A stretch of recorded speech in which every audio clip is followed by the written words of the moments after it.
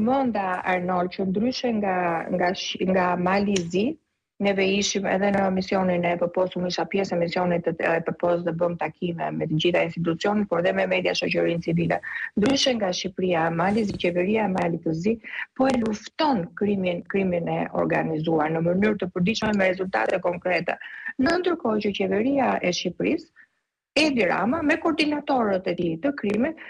është e lidhur, e kapur nga krimi i organizuar. Kemi ngritur prej kohësh Zoti Berisha, kryesia e Partisë Demokratike dhe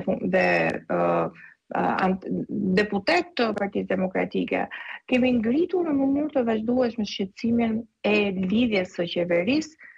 me krimin e organizuar, me influencën e krimit të organizuar në ekonomi, në institucione, në drejtësi dhe në politikë. Kjo ka bërë që krimi i organizuar të ketë, si thua, parajsën e vet fiskale në Shqipëri. Ato para që juve përmendët, domethënë është vetëm kronika e fundit, por prej kohës Zoti Berisha ka ngritur alarmin, po dhe ne kemi ngritur alarmin që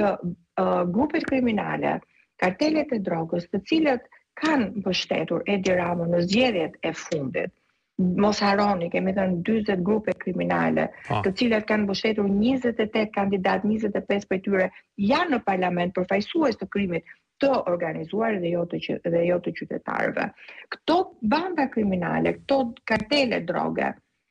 përveç faktit që kontrollojnë portin e Durrësit, ku të paktën 3 vitet e fundit nuk është kapur asnjë gram heroin, kokain, pavarësisht se dihet që Shqipëria është vend tranziti për këto drogra,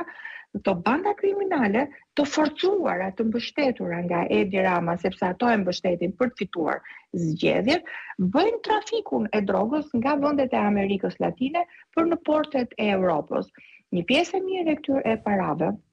të krimit të organizuar dhe trafikut të drogës pastrohen në Shqipëri. Pastrohen në Shqipëri nëpërmjet, ju e dini,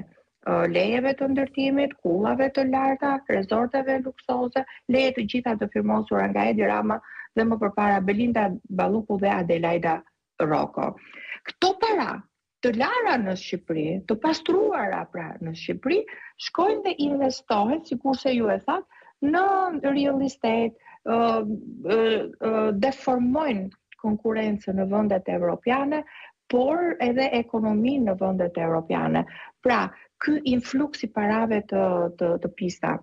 të cilat futen në Shqipëri, pastrohen në Shqipëri, janë rrezik jo vetëm shqiptar, por janë rrezik europian, janë rrezik ndërkombëtar. Ky është një alarm, pra po bie ajo zile e kambana e alarmit, duhet të bjerë pra edhe më fort kambana e alarmit për të gjithë partnerët ndërkombëtar, sepse ajo çka po bën Edi Rama me lidhjet e tij, me mbështetjen e tij për organizatat kriminale dhe kartelet e drogës,